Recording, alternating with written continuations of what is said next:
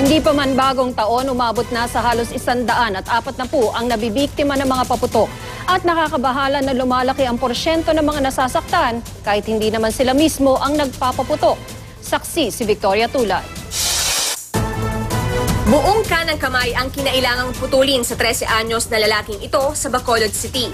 Hinagisan kasi ng sigarilyong may sindi pa, ang pulburang inipon niya mula sa iba't ibang pinulot na paputok. Ang naghagis ng sigarilyo, pinsan niyang nalapnusan naman sa kaliwang braso. Dagdag na naman siya sa bilang ng mga nasaktan ng paputok na umabot na sa 130 mula December 21 hanggang alas 6 ng umaga kanina. Ang masaklap, lumalaki ang porsyento ng tinatawag na mga inactive user.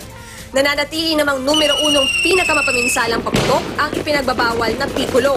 Nasa top 5 din ang mga bawal ng 5-star at Boga. Ang iba kasi, nagkaroon ng parang repackage the Piccolo.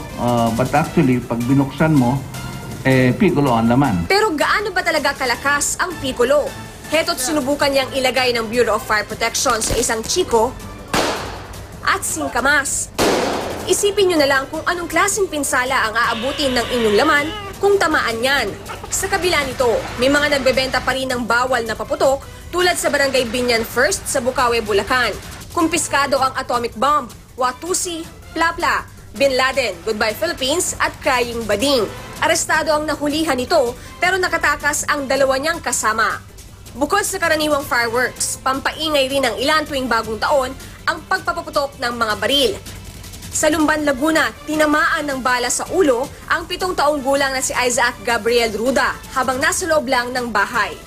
Nagsisigaw na ako ng, ano yun? Pagharap ko dito, di marap ako dito sa anak ko, nandito siya nakatalikod. Niyapos ko yung idinapa akong ganun.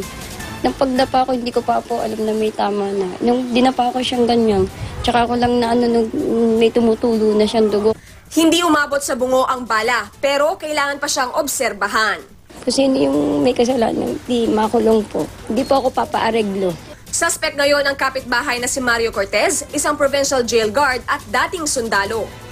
Patong-patong na kaso ang kinakaharap ngayon ni Cortez. Bukod sa reckless imprudence resulting to physical injuries, may 3 record na rin daw siya ng indiscriminate firing ayon sa mga pulis. Dahil dito, hindi na siya binigyan ng service firearm mula sa provincial jail.